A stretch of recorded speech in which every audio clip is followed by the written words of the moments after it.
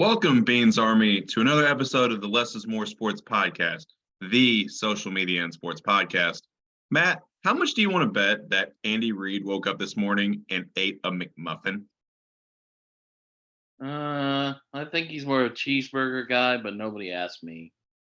I mean, cheeseburgers, McMuffins, you can get both at McDonald's. I feel like the odds are pretty high. And honestly, I really just wanted to play it off your nickname. So maybe a swing and a miss joke right there. So, I oh. know. All I know is that Terry Bradshaw told him to waddle, and that's not cool, Terry. Come on. I don't know. I thought it was hilarious. Waddle Terry, on over here. Waddle on over here. Terry Bradshaw can get away with so much because he's 76, and no one is going to tell him no. I mean, I'm waiting for that one person to actually tell him no. I feel like that's going to be hilarious. It will be. It will But be. anyways, as you probably could have guessed, Matt and I are going to talk about the Super Bowl between the Chiefs and Eagles.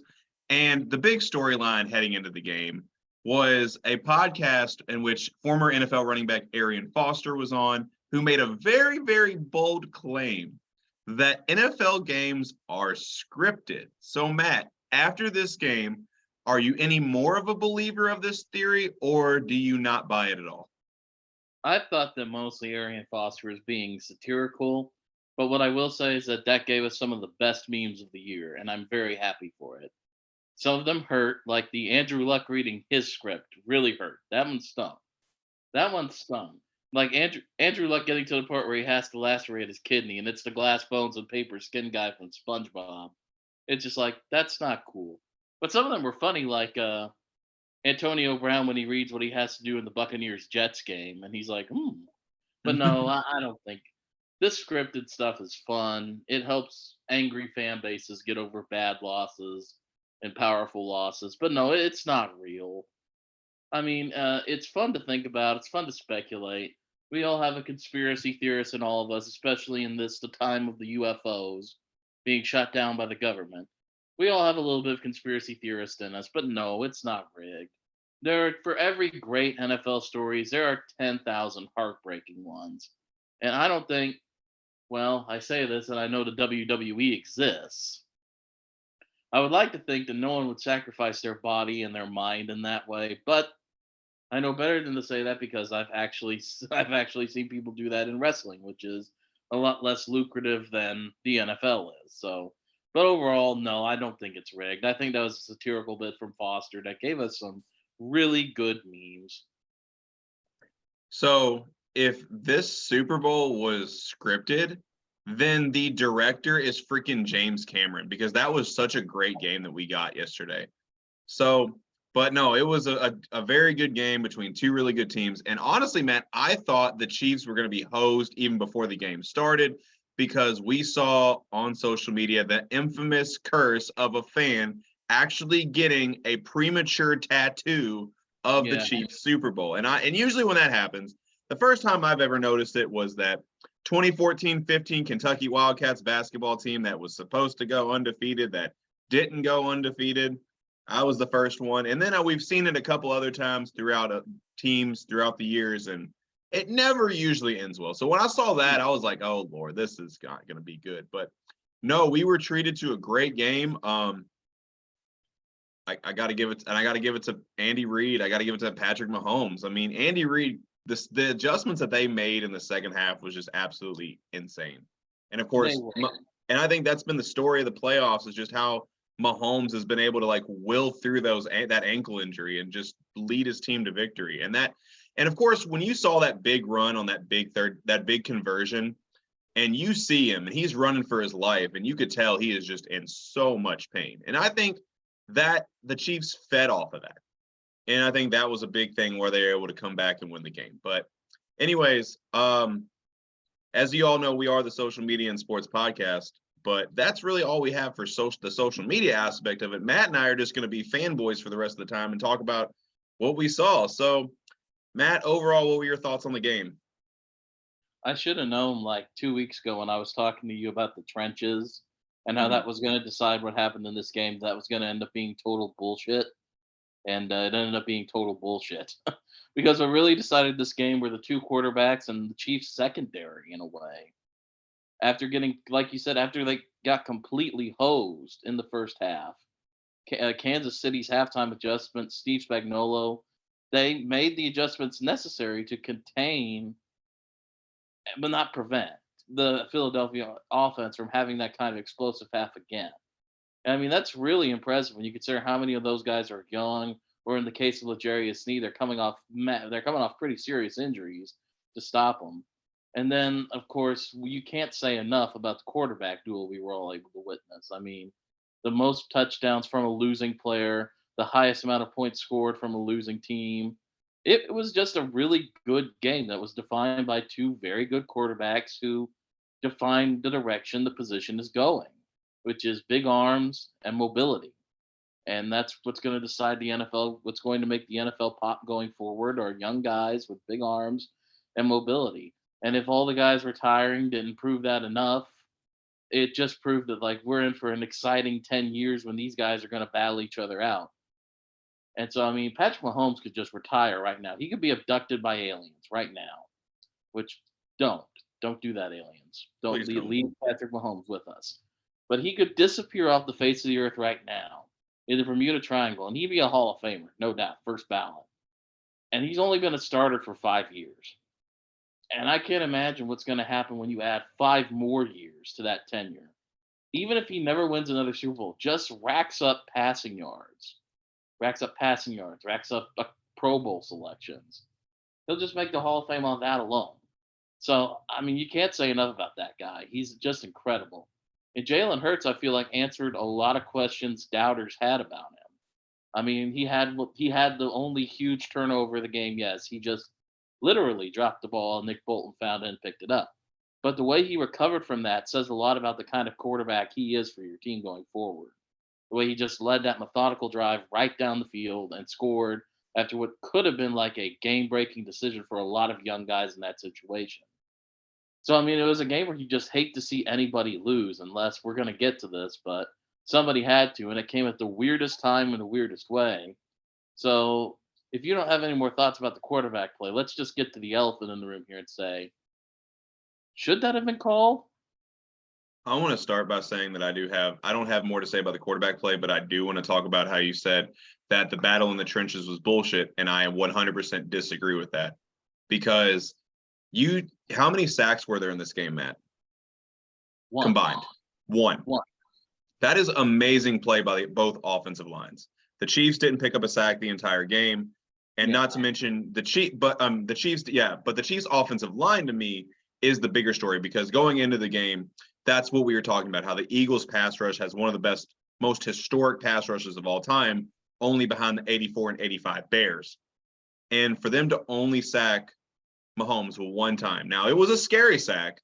Mahomes looked to have re-injured that ankle, and we didn't know if he was going to play in the second half initially until, of course, he came back out. And it was a very loud sack, as I mentioned, but it was a very loud sack, but it was only one sack. And I think as much as we're going to talk about this great quarterback duel we got between Patrick Mahomes and Jalen Hurts, which I also want to say, Jalen Hurts, you definitely earned my respect. I was always high on Jalen Hurts, but I didn't know how elite he was going to play in the big moment, and he really delivered, and I got to give him his due. So, but enough love is going to go to them, but not enough love is going to go to the offensive lines, because that was a fantastic performance. So yes, the trenches definitely played a factor in this game. I'm just but too hard to address the elephant in the room. Do you remember a tweet you tagged me in on Saturday about a certain game that I was going to feel a certain way about? Yes, I do. So, question, what were my thoughts on that game, if you remember? You were surprisingly calm and collective, and were just happy.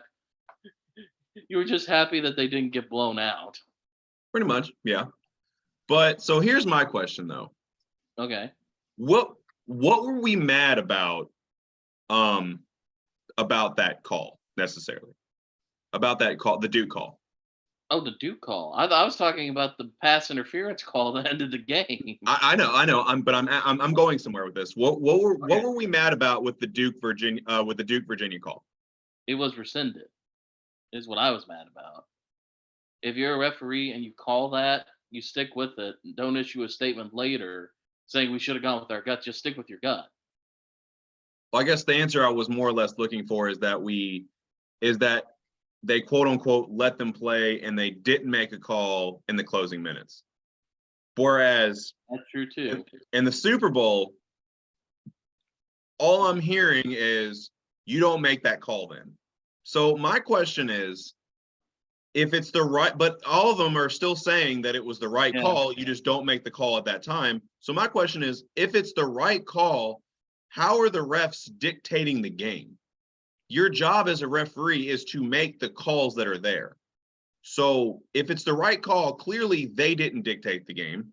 Right. And of course, James Bradbury even comes in after the fact and says, it was a hold. I was hoping they didn't call it, but it was a hold. That should tell you everything right there. So the fact that people are still blaming the ref is still mind-boggling to me. I think the problem, and I heard someone on a sports talk station use this as an allegory today. That game was like a roller coaster in the fact it had just been going up, up, up, up, up, up, up, this steep incline. It was already an all-time great game. And it felt like we were heading towards, like, when you're on, I don't know anything about roller coasters, when you're heading towards the peak, the spinning part, as you head toward the bottom. And instead of getting that, you just puttered right back in on like the hydraulics mode, back into the loading dock. You didn't get the ultimate high. Because it felt like for a minute we were heading for like an ending akin to the one we saw in Buffalo. The 13-second shootout, things like that. Because these quarterbacks were not going to let the other get the upper hand for too long. And instead we kind of just got this weird correct but out of place call for a game like this. It was the right call.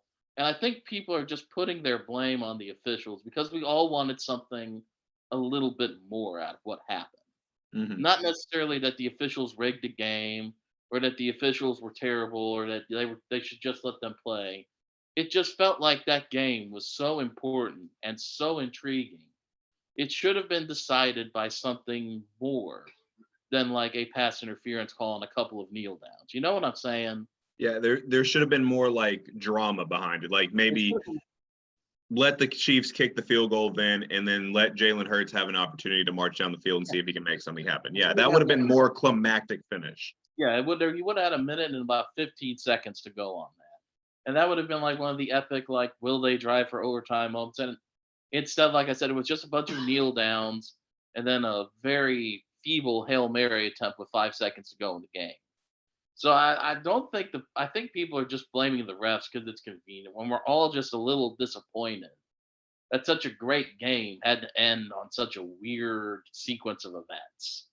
Yeah, I can agree with that, but I the problem is, I guess, and maybe you and I are seeing two different people here on social media, but the ones I'm seeing are like saying that are trying to fuel that as their whole NFL is rigged BS. I'm just not buying it. Like, and of course they're saying the Chiefs only won because of the refs, and I'm like, did you not see how they played in the second half? Angry people, Les. That's all you follow. Angry. It is. It seems like nobody is ever satisfied, and I'm like, we should just be happy that we got such a great game out of it. Yeah. Obviously, you all probably who follow me on social media probably did see that I didn't tweet during the entire game because I'm glued to the television just watching this masterpiece unfold. And I didn't need to tweet about it. Like, no, it spoke for itself.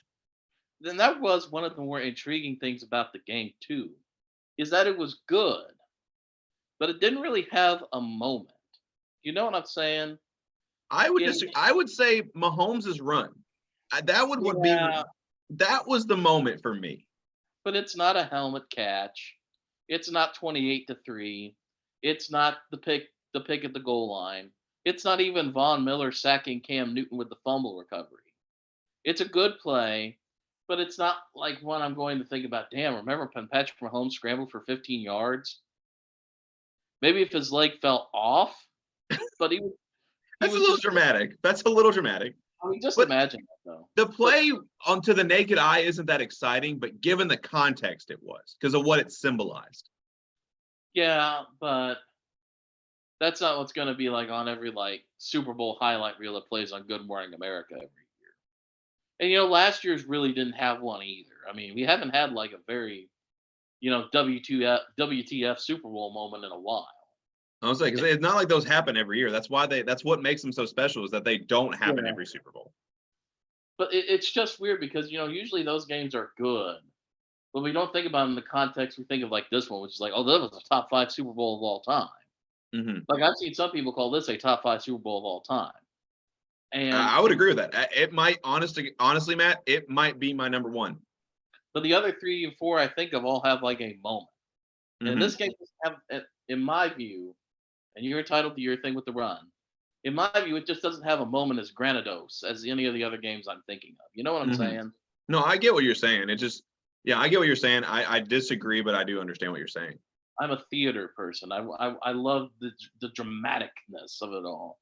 I Now, like I understand. said, like if Kadarius Tony had backflipped into the end zone and fumbled the ball or something when he was walking in, that would have been funny. Now, if he would have scored on that punt return, that would have been it for me. The first Super Bowl punt return ever. I wish he would have scored. That would have been something. Well, because then we could say that the Colts weren't the only ones that have a return touchdown against them in the Super Bowl. Because remember, Devin Hester was the first Yeah, kick yeah. return. And to me, that would have been a climactic moment if the Bears had won, but that's what you get when you start Rex Grossman. Colts fans would have been like Loki and Thor Ragnarok going, that's how it feels. That's what it's like. He's a friend from work. Well, if Devin Hester was in the game, that would have worked. But that's my thoughts on it. And I got to give credit to to Bradbury, too.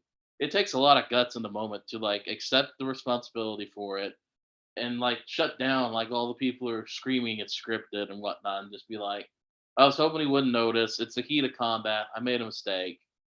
And to think about that, especially given the context of what happened afterwards, that takes a lot of guts to Mhm. basically live out that old PSA where the kid walks up to the referee and goes, "It was off me, ref," and everyone's Mhm. like, "No, what are you doing? What the hell are you doing?" It was just very nice to see that happen in real life. I have to admit, it is sickeningly heartwarming. So I guess if that's all we have to say about this, I guess we are going to get into the last portions of the podcast, but we'll definitely take up the majority of the time slot. So my first question I have for you, Matt, is that this Eagles team had a very good season, was a very good team top to bottom. Where do they go from here, and what do you think their future aspirations look like? Well, when you do something this quick, you have this much success this quickly. The first aspiration you have is run it back, obviously. But the problem they're going to have running with back is now Jalen Hurts, runner up in the MVP voting, one of the best Super Bowl performances of all time, even in a loss, is going to have to get paid, and that's the Mhm. bottom line. He gets hurt occasionally. They have a good backup in Gardner Minshew, but the bottom line is he's got to get paid. The defensive line, which was good up until yesterday, is full of old vets like Linval Joseph, Fletcher Cox, and Ndamukong Suh. Some of those guys aren't going to be able to come back. Some of your younger guys aren't even going to be able to come back, depending on how much you give Jalen Hurts. And that's going to be an interesting thing to see going forward is how do the Eagles manage that cap space now and find a way to Mhm. bulk up their defensive and offensive lines, which were the strength of this team because Travis Kelsey, he already has a ring. Or not Travis. Jason Jason Kelsey also Kelsey. has a ring. Yeah. He's already a Hall of Fame center. And he's getting older. There's no question about that. So he may retire too. Lane Johnson may also retire. We don't know.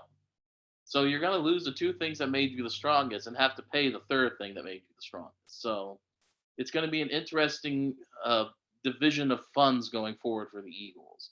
But the good news is the NFC is still pretty much wide open, and it's even more wide open now that the entirety of the NFC South is a barren wasteland. You don't have very many quarterbacks. I know they play in the East, but I'm just saying there's a Okay. whole division. There's a whole division of nobodies. Right. You've got the AFC, you've got the NFC West, which has the 49ers who are good. The Seahawks, who had a good year, we'll have to see if that success is sustained.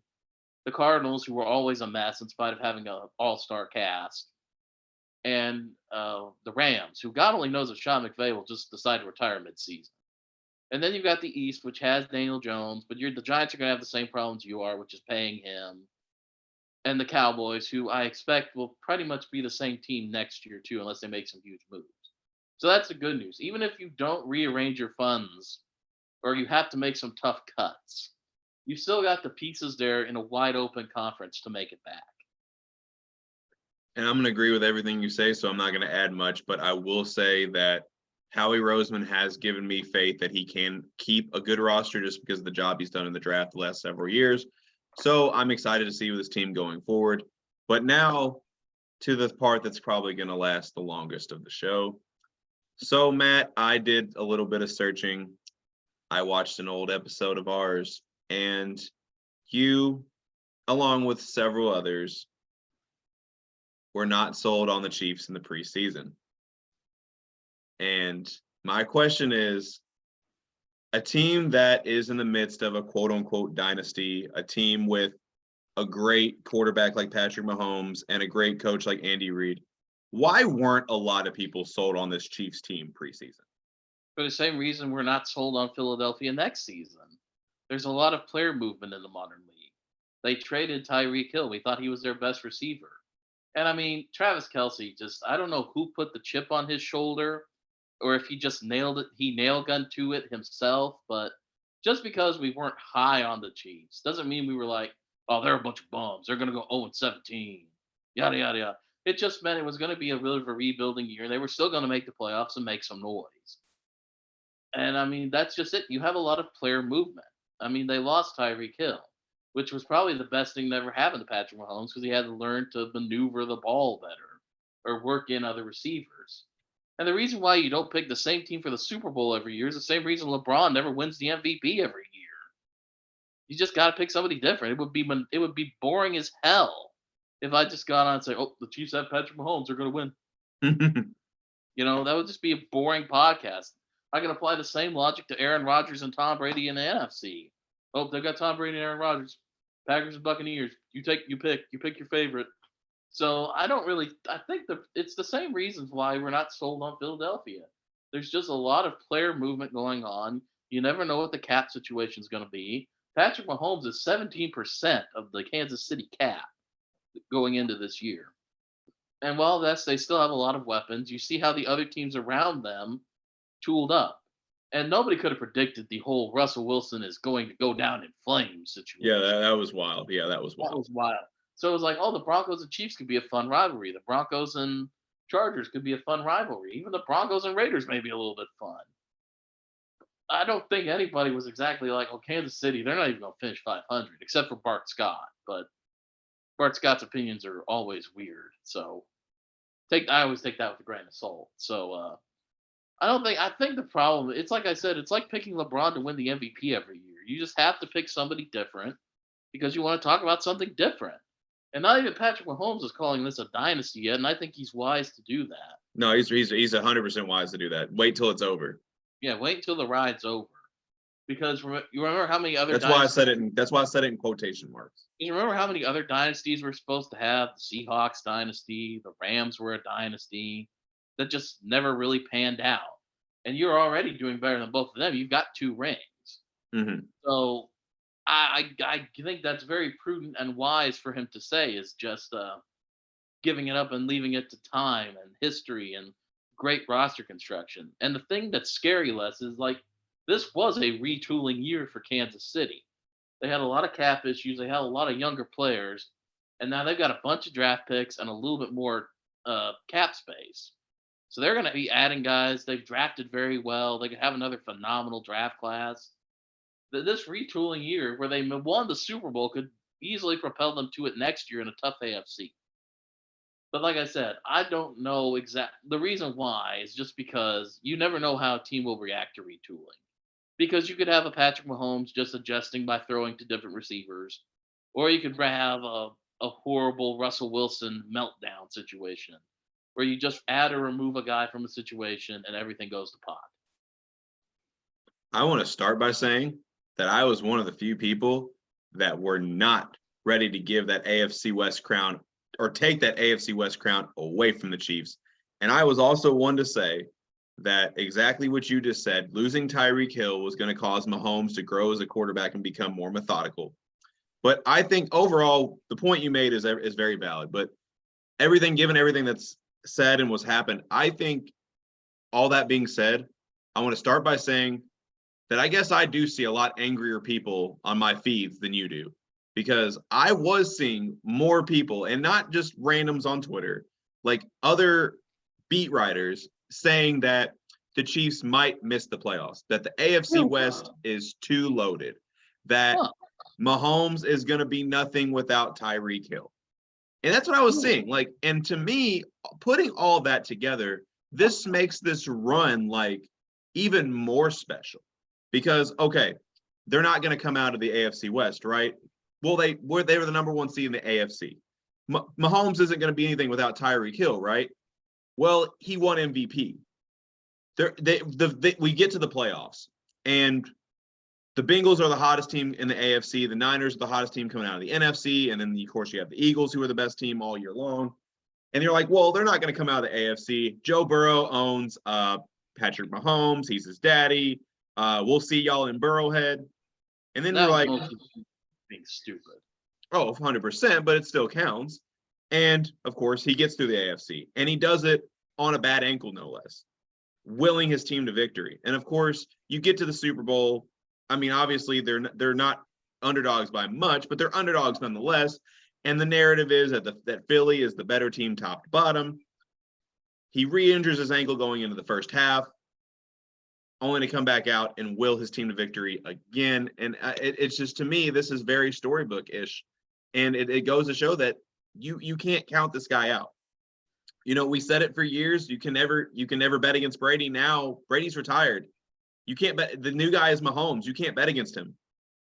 So yes. I think overall, this makes this run just that much more magical, just given all the negative criticism that they were getting, despite being a well-accomplished, well-oiled machine. And it's weird to say that, but that's why that you heard guys like Travis Kelce, like, just drilling everybody who counted them out, because that's all I heard as well, like all preseason. And it's wild. And we should know, like, especially in today's day and age in the NFL, when you have that special player like a Patrick Mahomes at quarterback, you're never out of it. Never. You always have a chance. And they showed that. With that being said, I'm going to keep it on Mr. Patrick Mahomes. And you said if he were to retire right now, he's a first ballot Hall of Famer. Matt, if you had to rank him right now, where do you put him? I know I'm putting you on the spot, but where do you put him? Well, in the NFL, he's the best quarterback, period. No, all time. All time. All time is a bit tougher, don't get me wrong. Because, I mean, he still doesn't have 3 rings. He's still not at the Aikman level yet. He doesn't have that. But I think he's got better passing, better vision, better doing more with less than Aikman did. So at this point, I'm going to say lower end of the top 10. But that's just right now. And like I said, we're 5 years into this guy being a starter. And he's probably lower end of the top 10 right now, like number 9 or 8. I mean, he's going to need some time to get to the Manning, the Breeze, the Brady. Heck, even like the Bradshaw. There are some people who be like, Bradshaw's got 4 Super Bowl championships. And I don't think Terry Bradshaw is good fundamentally as Patrick Mahomes is, not by a long shot. So, I mean, I'm just thinking of guys like Manning, Brady, Montana. Someone argue Johnny Unitas, Tom Brady, of course. I was going off the top of my head, and I think I could feel solidly putting him somewhere in the 7, 8, 9 range right now. But I mean, that career is only going to go up, and he'll be top 5 by the time he's done. It just matters whether that's closer to 5 or closer to 1. He's going to be top 5 by the time he's done. But I gotta act with what I've got now. Are you okay? I'm imagining what you're about to say when I tell you where I have him ranked right now. Oh, God. Oh, Lord. I have him as my second best quarterback of all time. And no, I'm not living in the moment. Because, first of all, at the trajectory he's going to be the GOAT by the time he retires. But I look at what he's accomplished already in a short-time career, and he's got already a better playoff resume than Aaron Rodgers. He's actually really got a better playoff resume than Peyton Manning as well, who Peyton Manning was my former number 2 overall. He's 5 for 5 going to the AFC Championship game, all 5 years as a starter. all 5 years in the AFC Championship game. He's already got the 2 rings. He's already got 3 Super Bowl appearances, 2 Super Bowl MVPs. He's got 2 league MVPs. So the accolades are already there in such a short time that those are only going to get more. But he's already shown that he can get it done in the postseason and in the regular season. And he's also got the talent and that ability standpoint of we've never seen that jaw-dropping playmaking ability. So when you match that with playoff success and that will to win that he's already shown such a short time, I got to put him there. I never, will he ever be Brady? I don't know. But the trajectory he's going, he'll be better. And, I don't think he's going to have to win 7 rings to be better than Tom Brady. I think if he wins, that's the argument that's going to rise there. That's going to, but the thing is, what will happen is those 40s. We'll see. But what will happen there is that, people will compare the rings, but individual awards, Mahomes will have them more. I guarantee it. And I mean, this is my opinion. I know it's kind of way out there, but I have him as my number 2 right now.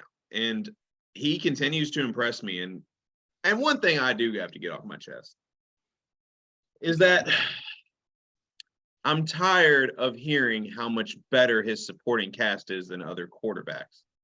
And I'm not just talking about Lamar. I'm not just talking about anyone else. Where do you find these people? Where do they come from? The social media verse, sir. Who are you following?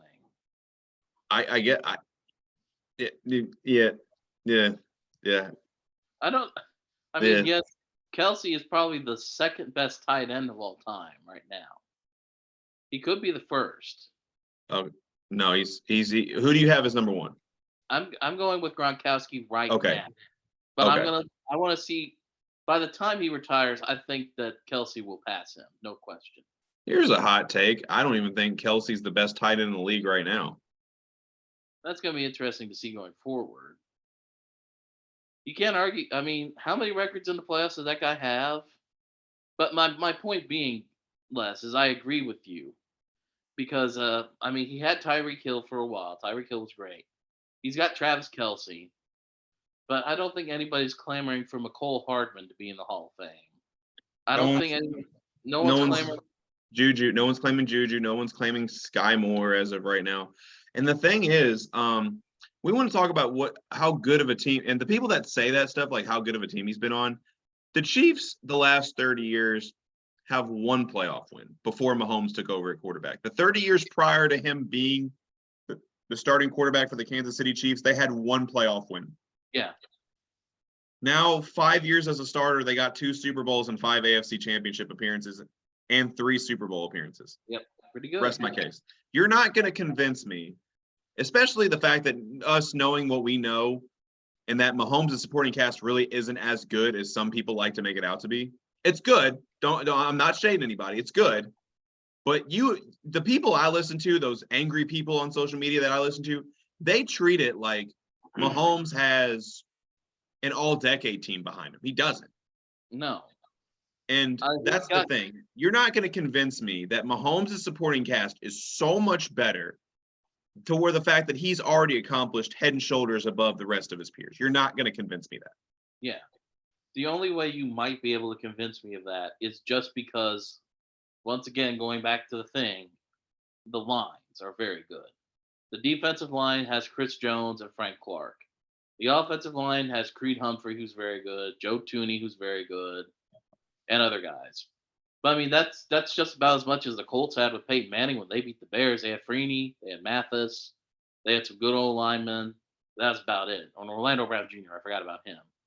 That's the only way I could maybe see an argument is you're arguing in addition to having a great offensive weapon like Kelsey, he's also got good lines. But let's not forget that the first Super Bowl came without that very good line. And in the second Super Bowl, they got shellacked because they didn't have a very good line. That's an adjustment they made to protect their franchise quarterback. What? Well, against the Buccaneers, they had a couple guys hurt on the line, too. They had some very key pieces hurt, too. They were – well, yeah, 100%, because they didn't want to risk that again. They knew better. So that's the only reason I could think of that someone would say that. But strictly from a skill position standpoint, I think that some of like the Andrew Luck Colts teams might have had more intriguing weapons than Kansas City. Oh, this Kansas City team? Yeah, this one Okay, especially. okay. I was gonna say the Not one with all- Tyreek Hill. I don't know about that. No, not without Tyreek Hill. I mean, Peyton Manning had Marvin Harrison and Reggie Wayne through most of his career. He had Edgerrin James. He had Joseph Adai. He had What was Joseph Adai when he left the Colts? nothing. Exactly. I got a hot take for you, Matt. Hmm. I don't think Marvin Harrison would be a Hall of Fame receiver if he never teams up with Peyton Manning. It would be interesting to see that timeline, but I'm glad we don't live in it. That's fair. Yeah. Glad we don't either. But yeah, Les, I agree. I think Reggie Wayne's a great receiver though. Oh yeah, Reggie Wayne would have been fine. But I agree with you totally. I don't get that argument at all. I mean, he doesn't have the 85 Bears. He doesn't even have like his I would even argue he doesn't have the weapons of last year's Bengals team surrounding him, really. Or And this that's year's not Bengals team. and that's not to diss Travis Kelsey in the least. It's just that in He's terms one of guy. yeah, he may He's not one guy. seem like it, but Travis Kelsey is only one guy, and you've got so many offenses that run 2 or 3 Pro Bowl caliber guys at Mhm. wide receiver alone, not to mention tight end and running back. So to me, that's a silly little argument there. And what's the one thing we say about great quarterbacks, Les? Whether it be Peyton Manning or Tom Brady, they They can get it elevate done. guys. They can get it done with whoever. Yeah, they elevate guys you've never heard of into being household names, whether it's Julian Edelman or Brandon Stokely. Even though, despite what I've said about Tom Brady, that he doesn't make receivers look better than they are, but yes, they get it. They get it done with whoever. That's how they roll. Yep. So I think that wraps up everything we got to say about this exciting Super Bowl game. And I think it was we got about less than 2 minutes before our time slot is up. But yeah, what a great NFL season we had. And of course, if you tell us, as always, tell us what you liked, what you didn't like in the comment section below. Be sure to like and subscribe to Less is More Sports YouTube and Spotify channels. And Matt, I think because the season's officially over, I can finally shave this playoff beard. Oh no. It's happening. I'm not going to do it on the show. I'm not going to do it on the show. That. You don't know where it's been. Dude, my face is going to feel so naked after I get done with this, but You're gonna I can finally shave the playoff beard. You're gonna feel all the breezes. Oh gosh, it's gonna feel amazing. Also, we need to check into where Bean was last night. I heard he might have been digging up a field in Arizona. That first of all, the people blaming that, it's like, dude, both teams had to deal with that. That's not it might have been Bean. It was him just causing chaos. Look at that. He knows what he did. He knows what he did. He's But trying to how could you? He's like, I had to leave my mark on the Super Bowl. I am the emperor. This is my crowning achievement. Jalen Hurts is going to have to wait another year. He's going to plot someone else's downfall now. All right, but I think that's all the time we got. Matt and I are officially out. Also, I want to refer to this as the Matt McClellan strep game because he has been battling strep throat. So that is the last thing I am ending on. So if I sound like Kermit the Frog, forgive me. You don't sound like Patrick Mahomes, but sorry. Oh.